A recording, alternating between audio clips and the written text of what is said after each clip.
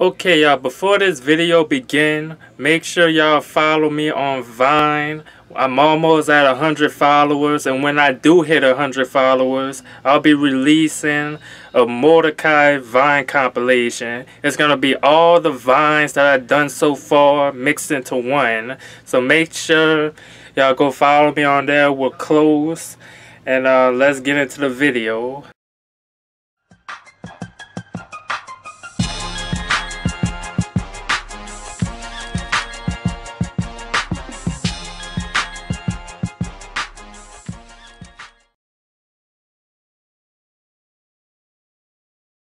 What's good, Motor Gang?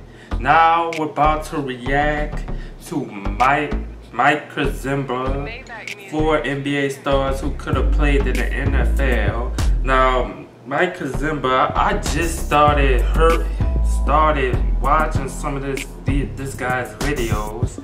He makes all type of NBA videos and whatnot. And his shits is actually pretty well put together, so if y'all want to see the rest of his videos, the link to his channel will be in the description below. So without further ado, let's get it. What's up, guys? Mike here, and right now we're in kind of a dead time for basketball. The NFL season's about to start, Madden just came out, and I honestly understand why people aren't as interested in basketball now as they usually are. Which is why I've seen a lot of you guys asking me to do NFL content. But the thing is, I really don't want to make full-on NFL videos. I mean, that's not my expertise. I know basketball, I'm confident in my basketball knowledge, and that's why this is a basketball channel. But with that said, I think I found a cool way to merge both the NBA and NFL in one video. So today we are going to be looking at 4 NBA stars who could have played in the NFL. Okay. Now, of course, all of these players eventually did give up football for basketball, but what if they didn't? Number 4, Allen Iverson. When discussing the best athletes in the history of the world, Allen Iverson has to be in the discussion. Now, this seems like an out there statement, but let's really think about this. Listed at 6 foot tall, Iverson was at least an inch or two shorter, and still, this lack of height did not stop him from becoming the MVP of the National Basketball Association. Iverson was able to dominate a sport historically run by giants due to his incredible speed, quickness, and reflexes, which to me proves that he would be able to make the transition from NBA Hall of Famer to NFL quarterback. As a high school football player, Iverson excelled as a cornerback, kick returner, and a quarterback, the position in which he really thrived. As a quarterback, Iverson was able to lead his high school football team to a state football championship while winning the Associated Press High School Player of the Year as a junior. He would go on to further prove his incredible athletic ability by repeating both feats on the basketball court just months later, winning the state basketball championship while again winning the Associated Press High School Player of the Year, this time as a basketball player. Following these 2 incredible achievements, Iverson was involved in the famous bowling alley incident. A night in which a brawl broke out at a local bowling alley that ended up with Iverson drawing a 15-year prison sentence. And this conviction was eventually overturned. Iverson chose to play basketball at Georgetown, and he went on to become a Hall of Fame basketball player. But the question is certainly there. What if instead of basketball, Iverson chose football? Remember, AI was such a dominating presence on the field that many have named him as the #1 football player in Virginia high school history, ahead of other Virginia football athletes such as Michael Vick, which is fitting because as a quarterback, Iverson demonstrated many of the skills that would eventually turn Vick into an NFL star with the Falcons. Iverson was able to scramble for 70-yard touchdowns, to throw 50-yard bombs off the run. He had the swagger to captivate a national audience. He had the leadership ability to run an NFL offense. Instead, he settled for a Hall of Fame basketball career and a MVP trophy. Not exactly the worst choice in the world, but still, you just have to wonder. Number 3, Shaquille O'Neal.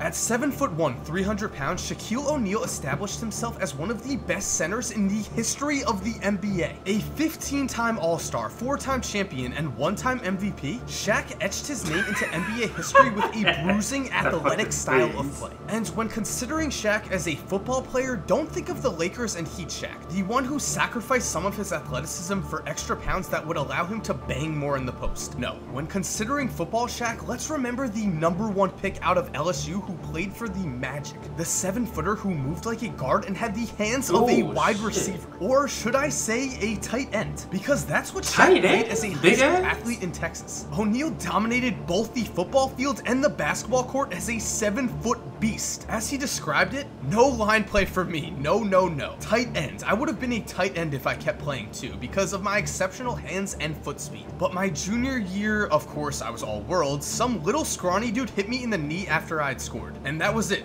Done. I thought $2 million a year to play football or $80 to $100 million to play basketball. This is what we call a no-brainer. And that's what eventually derailed the potentially greatest tight end in NFL history. Well, that and the money a player could make in the NBA. When looking at his potential, what the fuck? Absurd money that even backup centers were pulling, eventually deciding that basketball was a much safer choice for his future. In fact, on the Dan Patrick Show, Shaq even cited the absurd contract that the Atlanta Hawks offered John Koncak, a career backup, as his main motivation for quitting football. Now, Koncak signed this contract while Shaq was at LSU, so he may be remembering the wrong baby. The idea is still there. If football paid more than basketball, it's possible that Shaq would have pursued a career as the tallest tight end in NFL history, where he surely would have shined. And you're still not convinced? Well, in the current NFL, Gronk breaks NFL game plans with his incredible height, speed, and jumping ability out of the tight end position. He stands at 6'6" and measured in with a 33.5-inch vertical leap at the combine. Shaq, on the other hand, stands at 7'1" and had a 36-inch vertical leap as an NBA prospect. Even if he was a step slower than Gronk, which is debatable, Shaq would surely make up this advantage with a 7-inch advantage in height and a 2.5-inch advantage in vertical leap.